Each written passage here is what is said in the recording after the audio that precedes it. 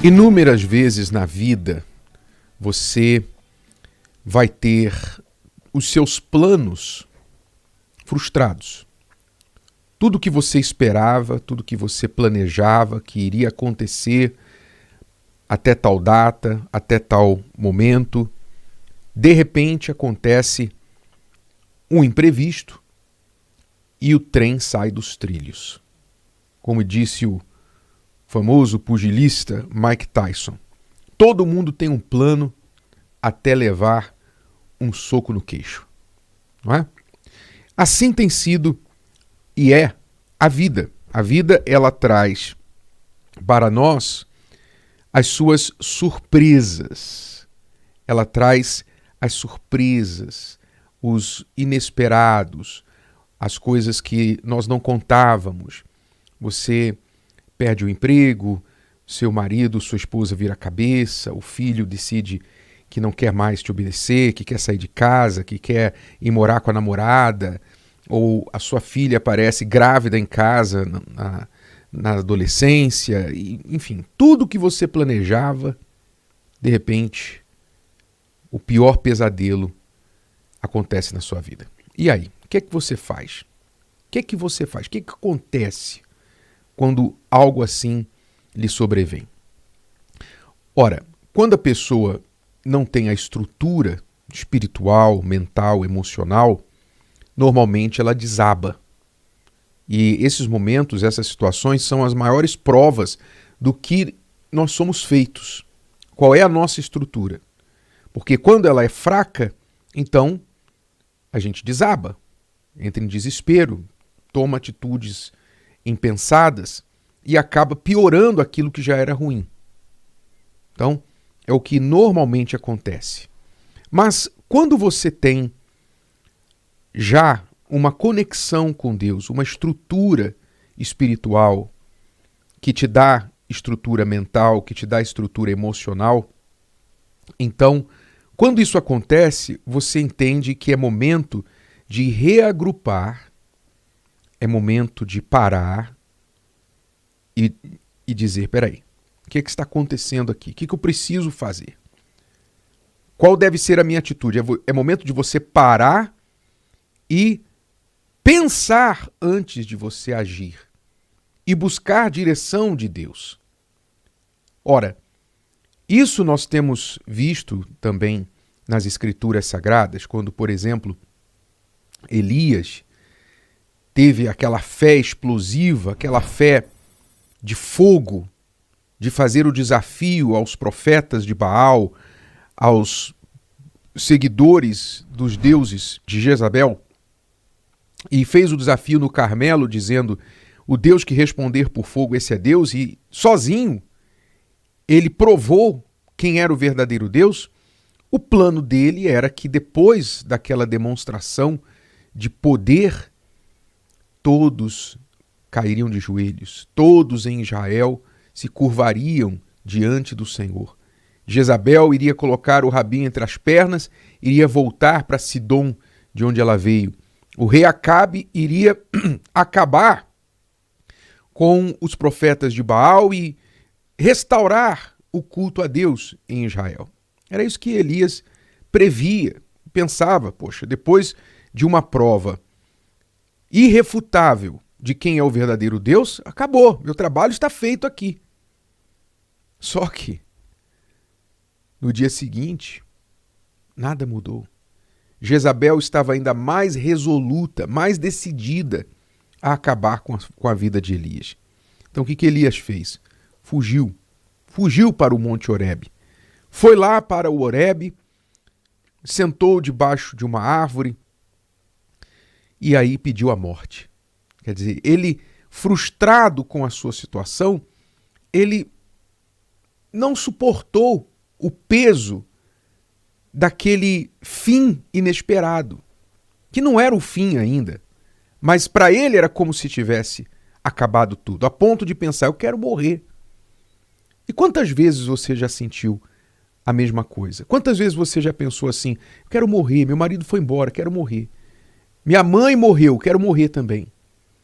Eu sofri um acidente e perdi a minha perna vou ter que ficar numa cadeira de rodas, vou ter que andar de muleta para o resto da vida, quero morrer. O namorado terminou com você e disse que não te ama mais e agora já está com outra. Um mês depois já está com outra e está tirando fotos na internet. Você diz, eu quero morrer. Quantas vezes nós sentimos esse desejo de desistir, de jogar a toalha, de jogar tudo para o alto? Isso é muito comum e vai acontecer provavelmente mais que uma vez ao longo da vida. Então é preciso você aprender, todos nós temos de aprender a lidar com esses momentos trágicos, inesperados, quando tudo fica de pernas para o ar na nossa vida. E ora, voltando ao exemplo de Elias, o que é que Deus fez com ele? Deus primeiro o entendeu. Se você convive com uma pessoa assim, você está convivendo com uma pessoa que parece que perdeu a vontade de viver porque algo inesperado aconteceu na vida dela, você tem que entender, Deus entendeu Elias. Deus não o atacou, não pesou a mão sobre ele, entendeu a sua frustração. E era o profeta Elias. Você tem que entender, se você está com marido, com filho, esposa, mãe, pai, numa situação semelhante, um colega, entenda essa pessoa. Essa pessoa não precisa de julgamento, de alguém que chegue para ela e fale assim, deixa de frescura. Isso não vai resolver. Então, Deus entendeu Elias. Entendeu, mas não o deixou naquela situação. Ele o confortou, o alimentou e lhe deu uma nova missão. Olha, a partir de agora, você vai voltar, você vai para tal e tal lugar e vai buscar o seu sucessor. Você vai passar esse manto para outro. Então, Deus dá essa direção quando a gente está caído, prostrado, sem saber o que fazer, pensando em que é o fim da estrada. Ele dá a direção. A gente precisa ser humilde para ouvir, para colocar em prática.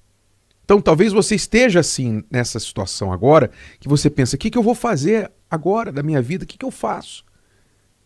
Tudo que eu mais temia me sobreveio. O que eu faço agora? O que você faz é nada, a não ser se reagrupar espiritualmente, buscar direção de Deus, pedir a Deus entendimento e tomar um passo de cada vez. Tome um passo de cada vez. Às vezes a gente tem que se retirar, se afastar. Às vezes você tem que sair das redes sociais. Muitas pessoas hoje ficam muito mal quando elas são criticadas nas redes sociais ou quando elas ficam vendo a vida das outras pessoas que aparentemente está melhor do que a delas. Às vezes você tem que sair das redes sociais, você tem que sair de ficar olhando a vida dos outros, ficar avaliando o seu passado, vendo as suas perdas. Você tem que se retirar, você tem que começar do zero.